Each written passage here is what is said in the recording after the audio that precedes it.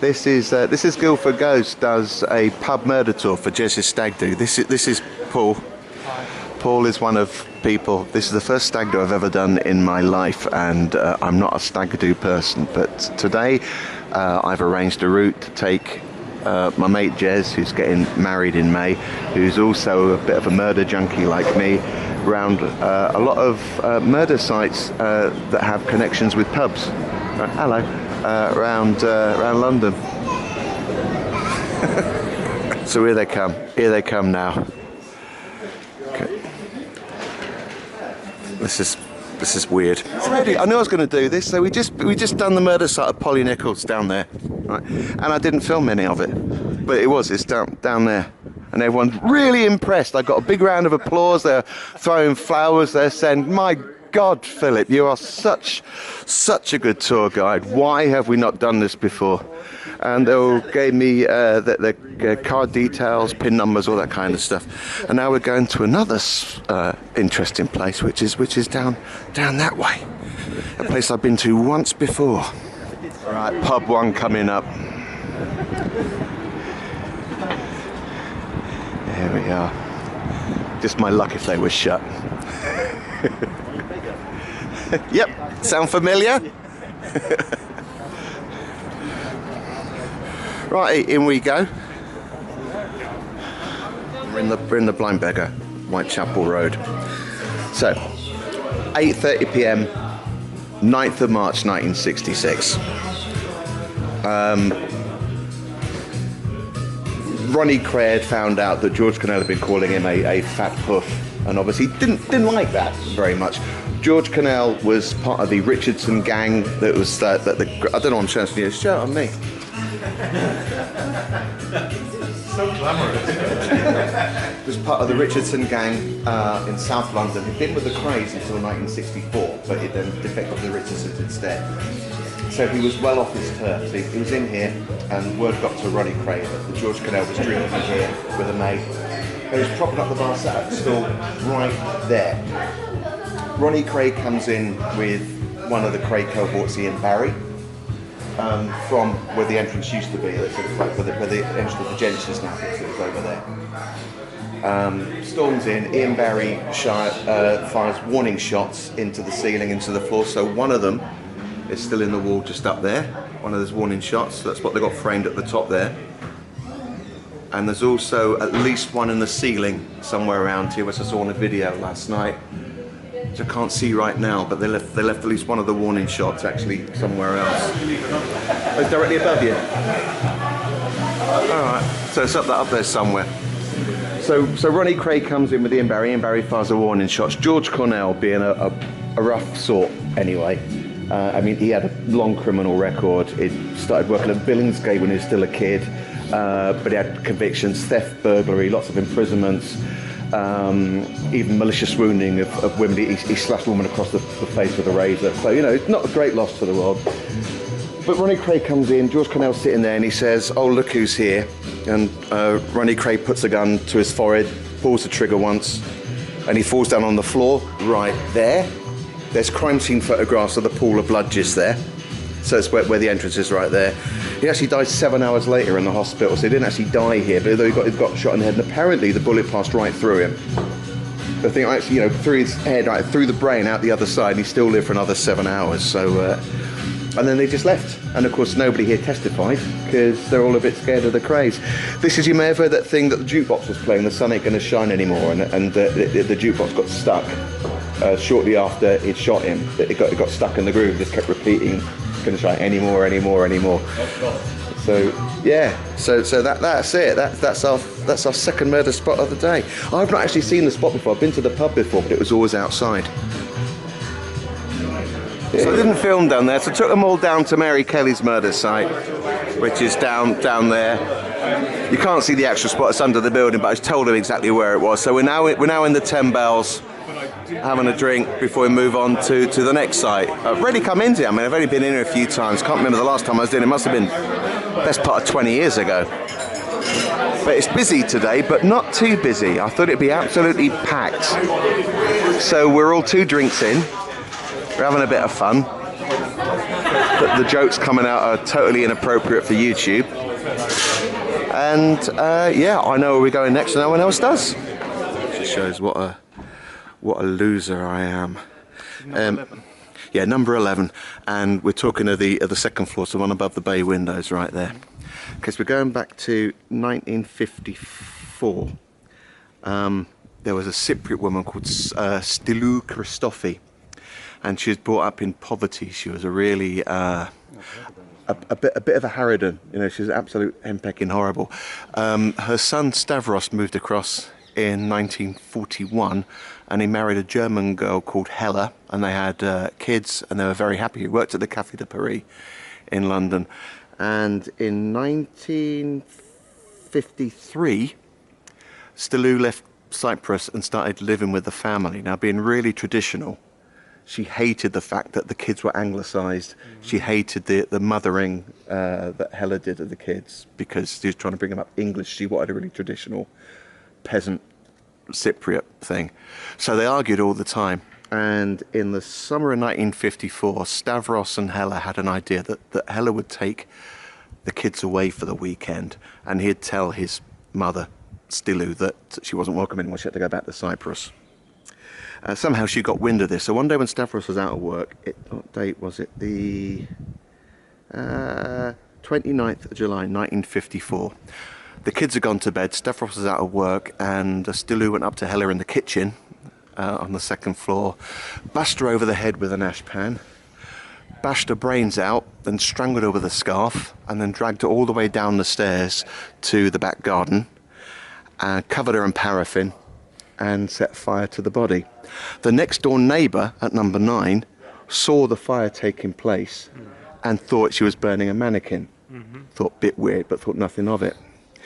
Then, because she dealt with that paraffin, the fire took hold and started getting a bit out of control. So she ran out, started running down the street and said, "Come on quickly, fire burning, children sleeping," because she didn't really speak any English, so it was really pidgin English. They came here, and the police found out that the wife Hella had been killed, and she was burning her next door. Stupidly, she'd taken off Hella's wedding ring and hidden it after she'd killed her. and that was found in her bedroom. So obviously she got arrested for that. Trial was held at the Old Bailey in October, 25th, 28th of October, and she was executed at Holloway on the 15th of December 54. She's the first woman executed at Holloway for 35 years, and indeed the second to last woman to be hanged in the UK. Oh really? So there was a huge gap then between her and then it was Ruth Ellis. The one before was Edith Thompson. You know, Thompson and Bywaters at Ilford. No. Yeah. So she was executed in 35. She didn't kill anyone. It was her boyfriend that did it. But yeah. Why did she get hanged? Because she'd been complicit in it, or at least they thought she had. She didn't want him to kill her husband. But this is a different case to talk about. But the one before that. So in 1971 they were digging up Holloway prison, doing refurb there. They found her bones, and they were buried, and they're now marked at plot 117 at Brookwood Cemetery. Oh, right. So three of the last women to be hanged in the UK are all buried in the same plot of Brookwood Cemetery. So she was the second to last woman to hang in Britain, and the last woman to hang in Britain is 100 yards away. Ruth Ellis. Yep. Right. Now I should know more of this than I do, so I'm going to have to use my notes a little bit. So it's only 7 months after the Christofi murder, literally just a 2-minute walk that we've done. And the last 2 women hanged in England, 7 months apart, 100 yards apart. It's kind of mental. So yeah, this is the Ruth Ellis site. If you've seen the movie Dance with the Strange, there's been lots of dramatisations of the case on TV. It's a big famous one. Ruth Ellis was a club hostess. She'd had a pretty rough upbringing, but she worked as like a seedy club in the West End. She was a platinum blonde, tried to look like Marilyn Monroe. She'd actually been an extra in a movie with Diana Dawes. Oh yeah. I don't know if anyone's ever picked her out from the film, but yeah. So she was in there. She was going out with a racing driver called David Blakely. And Blakely was an arsehole.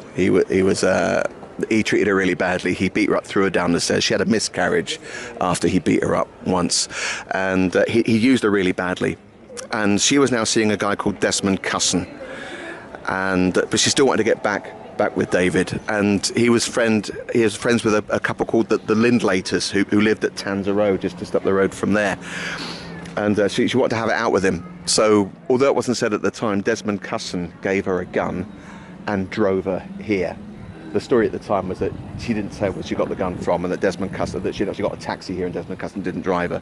So she'd arrived at the Finlayers, Desmond Cusson dropped her off and said, is David here? And as she turned up to the door, she saw his car speeding down the street, so we'd seen her coming. She walked with Desmond Cusson back down here. He left her, and she found his car parked on the street right here. She hung around all evening, so we're talking, this is the 10th of April, 1955. 9:30 p.m. and there was a newsagent. This building was a newsagent, so it's still the same door and everything, but it was a newsagent. So she was hanging around in that doorway just there until he came out of the pub at 9:30. He came up to his car that was just here. She called out David. She fired once, missed him, and she started chasing him around his car that was around here, hit him a second time, and he fell down to the floor. And then she fired 3 more bullets into him whilst he was lying on the ground just there. Tried to fire a 6th time, but the gun wouldn't go off, and eventually she just fired it down to the ground, and the bullet ricocheted off the pavement and actually hit a passerby who lost the use of her thumb as a result of it. But she was taken into custody. She was completely docile and compos mentis, and she was asked at a trial, when you fired the gun, what did you mean to do? And she said, it's obvious, I meant to kill him, which obviously meant she was going to get the death sentence. You know, she admitted it. There was no mental illness. So she got executed at Holloway on the 15th of December 54. So we're talking like 5 months after the murder. But yeah, so that's, you think in America it takes decades sometimes, and we're talking here, it was like just a few months. So they executed her here for that. So yeah, I guess it's pretty much just about where that manhole cover is where Ruth Ellis shot David Blakely just there. Now there's an interesting thing about this. I think I mentioned all of that correctly. Interesting thing about this is that in the 1990s, tour groups used to come round here.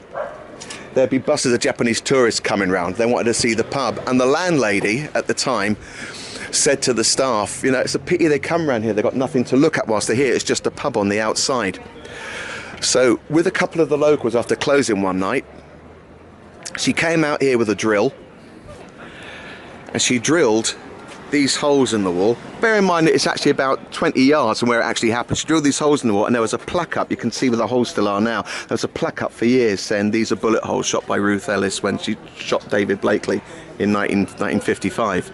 So although they're done with the drill in the 90s, that for years, and it's only recently disproven, for years people were told these were actually bullet holes that, I mean, you can see quite clearly, look, it's the size of a drill bit, you know, not a bullet hole. Neat. Yeah. So that's done by a landlady in the 90s, and there's obviously a big sign up here saying there's bullet holes done by Ruth Ellis when she shot Blakely, even though she killed him round there. So let's go in for a drink.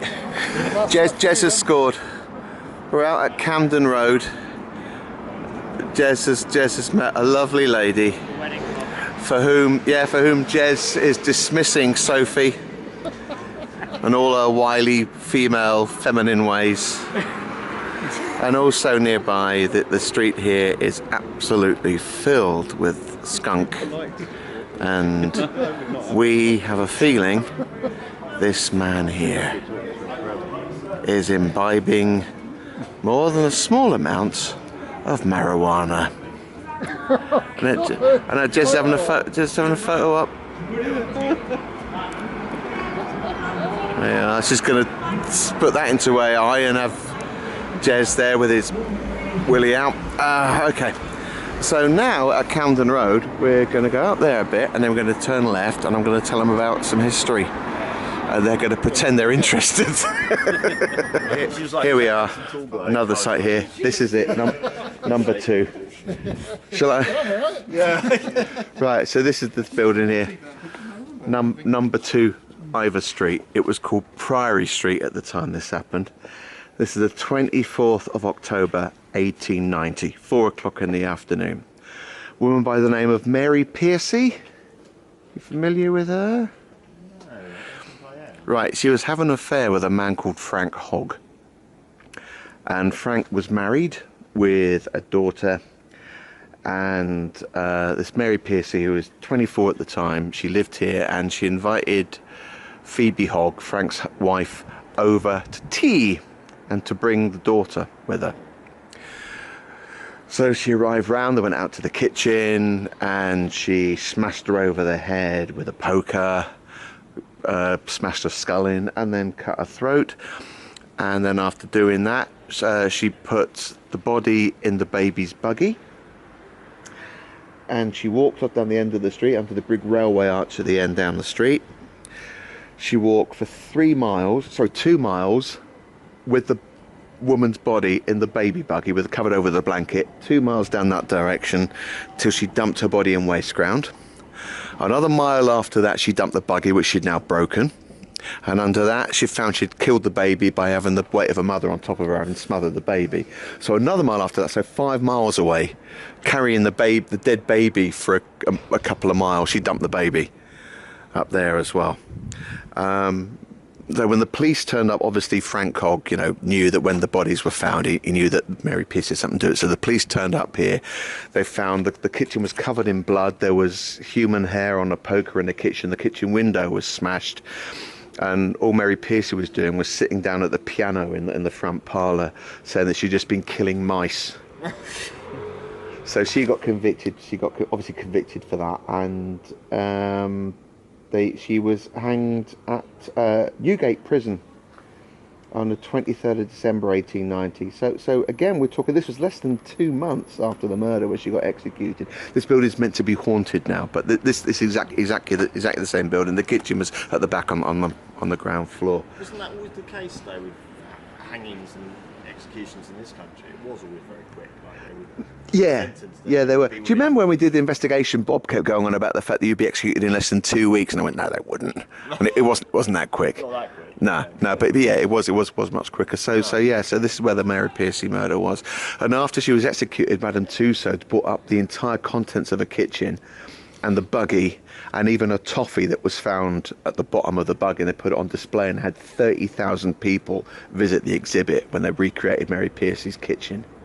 And it was such a popular thing. You think of doing it now, recreate 25 Cromwell Street seems a bit weird, but at the time it was massive popularity. They still have, yeah, they do. They still have it. They've got a death mask of the baby, everything. They still own it. Well, it's not on display, but they still own it. So many guitars were hanged. It was. This is where music was murdered. Yeah. So we're in the Old Eagle pub on Royal College Street now. These are my notes. I've had 3 sambucas and 2 pints, and frankly, I'm amazed I'm not more drunk than I am. He's doing very well. For a moron. We've ordered chips as well, which is great. So no one actually died here. 12th of September 1907. There was a woman by the name of Emily Dimmock, and she lived in a place called it's called Agar Grove now. I think it's called St Paul's Road at the time. It's about half a mile from here. And her husband was only 19. He worked on the railways, and his work called for him to be away from home a lot of the time. So because they were so hard up, she took to part-time sex work. And so, it is work, yeah. I'm not condemning it in any way at all. I mean, if you can do it, then why not? So anyway, so she was seen in the night of the 12th September 1907 with a man that was later identified as being a man called Robert Wood. The next day, she was found dead in her bed in St Paul's Road. Her throat had been cut from ear to ear. There was the bed was soaked with blood, but there was the room was otherwise undisturbed. There'd been no ruckus there, nothing like that. Just his throat was cut, no money taken, anything like that. There was no suspicion at all until people actually started identifying Robert Wood as being the man that she'd been seen with, and there was a postcard found in a room saying, "I'll see you at the Rising Sun at 8:15. The Rising Sun's another pub, not here. And it was signed, I think it was Alice it was signed, but that's presumed to be actually a female name was used so Phyllis Dimmock's husband didn't get suspicious that she was out doing sex work.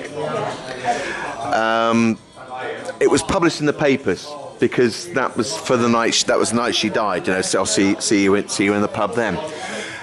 And one of Robert Wood's ex-girlfriends identified his handwriting and went to the police and said, this is his handwriting. And then when it came to him being ID, people said, yeah, that's the man I saw with her in the pub that night.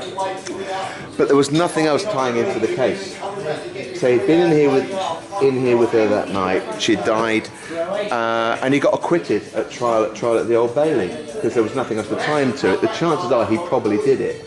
But apart from being seen with her that night, and his handwriting being on the postcard that was found in her room, there was nothing tying into it. So he escaped. He was defended by Edward Marshall Hall, who was a really big lawyer at the time. You know, he was involved with a lot of major cases and tended to get people off or convicted if he was prosecuting counsel.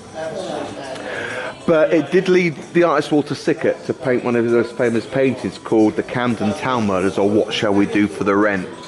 And it was a whole series of pictures of women lying on beds with men sitting nearby looking really upset, and obviously it's meant to denote the fact that she's dead in the bed and he's sitting at the side of her. You had a Walter Sickert? He was a suspect for... He was suspect for the Rip Murders, but he did, yeah, quite clearly didn't do it. Yeah. So he was fascinated in true crime, though, which is why he's suspected in the Ripper case, because Walter Sickert was interested in true crime. But yeah, so this is where Phyllis Dimmock was drinking, not Charlie Dimmock, because that would be very different, was drinking the night she died with Robert Wood. And so she went from here back to her digs, and we're now in the West End. We've had to abandon one of the sites because time has not been on our side, so I'm not going to show them the spot of the murder of Sandra Rivet and the Plumber's Arms pub where Lady Lucan ran to after Lord Lucan attacked her. But we're now on the corner of Denmark Street. We're waiting for Paul. Paul's in that pub down there. He's currently having a poo and a wee. He's been moaning about it for hours.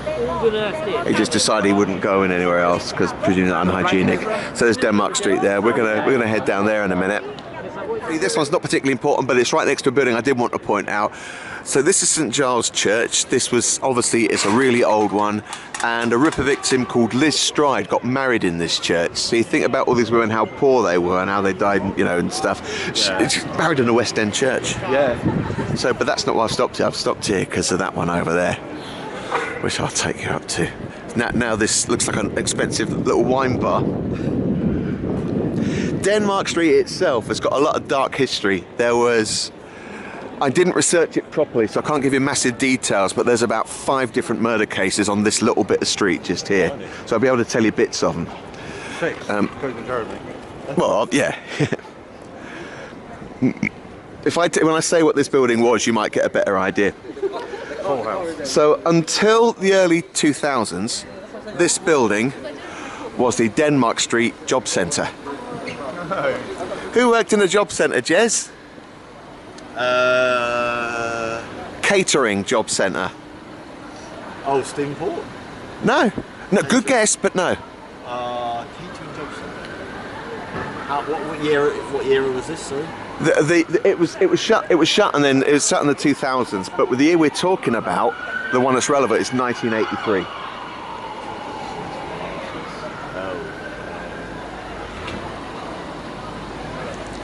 So I'll give you the answer then. Yes, go on. This was Dennis Nilsen's workplace. Oh right. This when he was arrested, finally arrested, he'd actually left this building because the day came in his last day at work, the drains were blocked because it had been filled up with like human body parts. The toilets weren't flushing, and he knew the workmen were coming out. And he said to his colleagues there, the last thing he said when he left on that day was, "If you don't see me tomorrow, I'm either in prison or dead." And they went, oh, it's dark humour.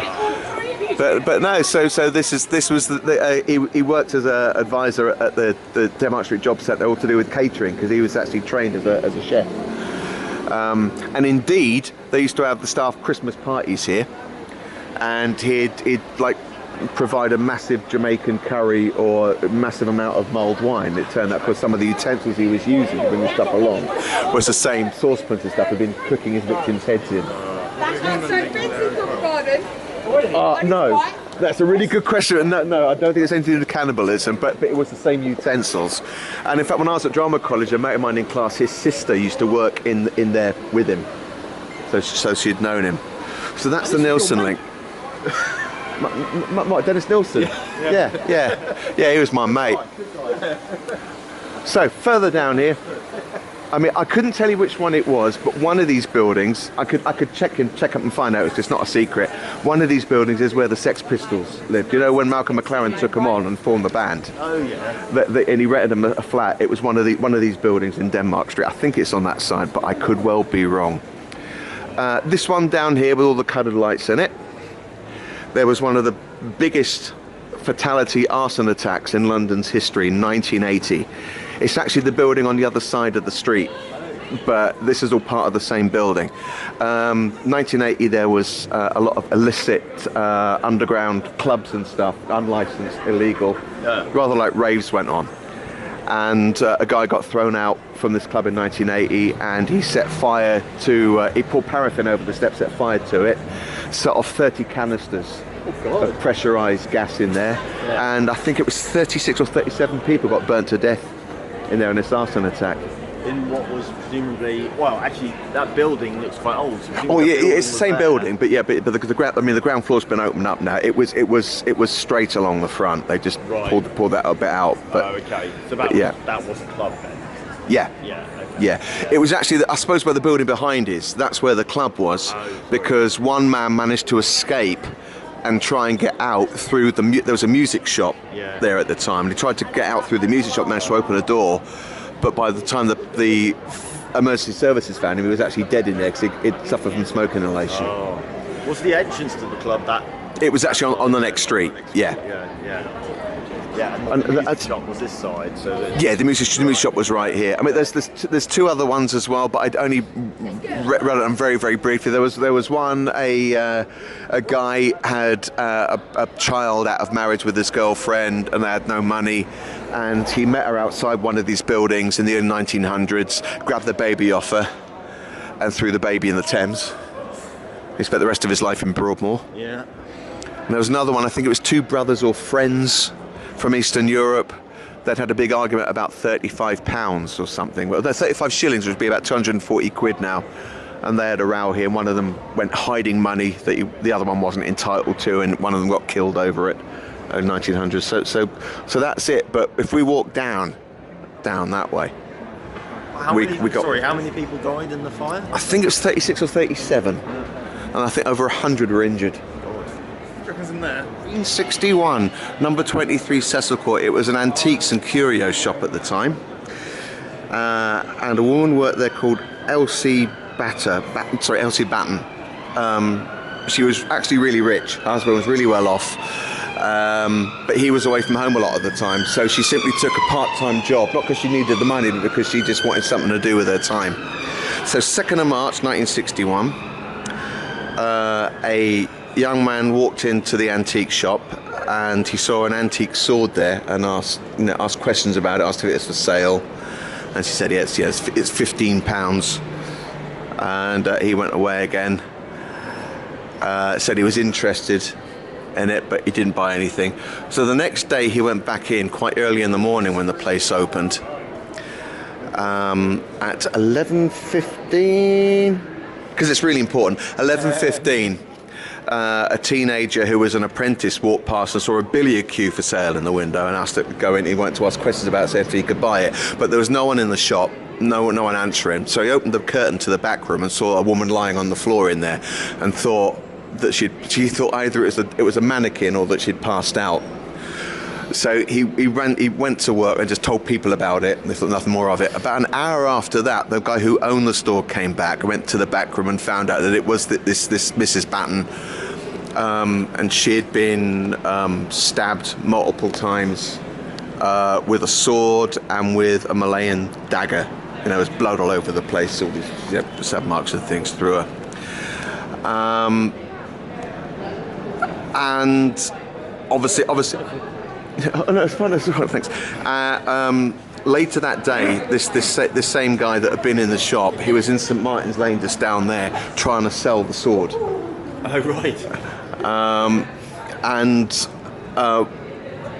When the woman's body was found, the owner of the shop had been there the previous day, had seen the guy, so he gave the police a description of him. The fact that the guy was actually tall, he was 21 years old, and he was mixed race.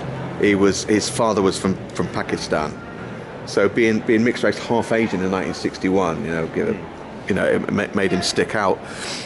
And they trapped him down from that. His name was Edwin Bush. He'd had a really tough upbringing, spent a lot of the time in children's homes, went to Borstal, and by the time of the murder he was living in a slum in South London. But the thing about this case is that for the first time ever, it's when they use identikit for the first time. Identikit?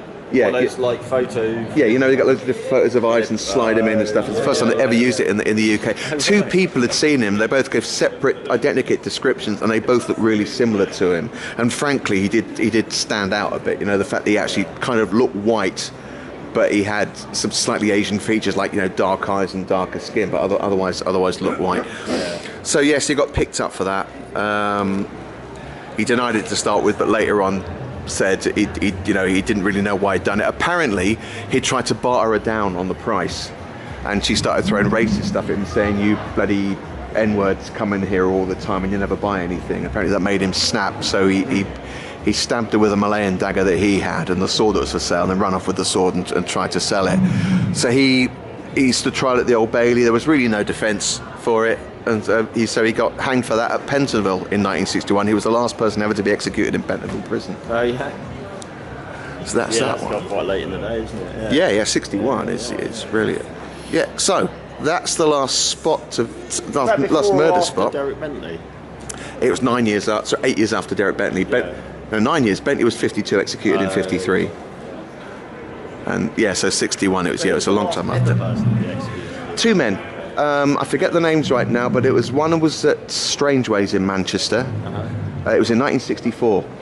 Yeah. It had been a robbery that had gone wrong. I've got their faces in my head, but I can't remember the names offhand. Yeah. But yeah, one was hanged at Walton Jail in Liverpool, and the other one was hanged at Strangeways Prison at exactly the same time. And of course that was being done by Harry Allen at that time rather than Albert Pierpoint, because Pierpoint had retired shortly after the Ruth Ellis execution. Let's just go down the end of here. Now down the end of here, and I think it's very slightly to the left, is the Salisbury pub, which is our last stop. So our last stop of the day, we're in the Salisbury in St Martin's Lane. I probably won't cover what I've got to say in here right now because it's a bit noisy. But it's a nice pub, isn't it? Just a bit busy. I'll cover it on with somewhere quieter, the historical crime connection to this pub. We're now sat in a restaurant. We went to the Salisbury. Salisbury is where Dennis Nilsen picked up Andrew Ho in 1979 and tried to kill him. Not in the pub, you understand. But I didn't film that in there because it was really noisy and busy. So now we're gonna have food and that. So I hope you enjoyed this video. It's very entertaining.